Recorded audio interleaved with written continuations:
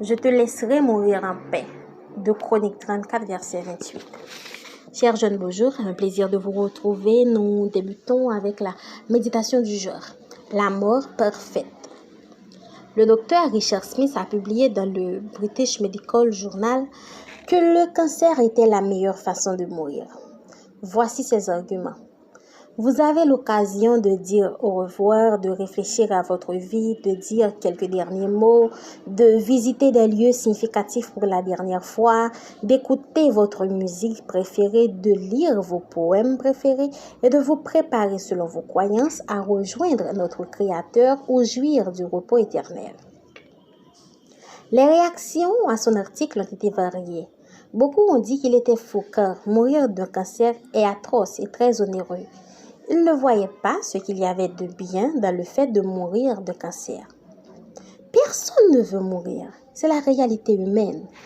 Aussi, je ne crois pas qu'il y ait une mort que nous puissions qualifier de parfaite. Une des raisons pour lesquelles nous craignons la mort est que nous en savons très peu sur elle. Les informations les plus fiables se trouvent dans la parole de Dieu où nous pouvons édifier nos espoirs futurs. Il nous y est dit que le Seigneur a apporté la solution finale au problème que pose la mort, car le Seigneur lui-même a un signal donné, à la voix d'un archange, au son de la trompette de Dieu, descendra du ciel et les morts en Christ ressusciteront en premier lieu. Ensuite, nous les vivants qui serons restés, nous serons enlevés ensemble avec eux dans les nuées, à la rencontre du Seigneur dans les airs. Et ainsi, nous serons toujours avec le Seigneur. 1 Thessaloniciens 4, versets 16 à 18. Cette solution que la Bible présente est appelée résurrection.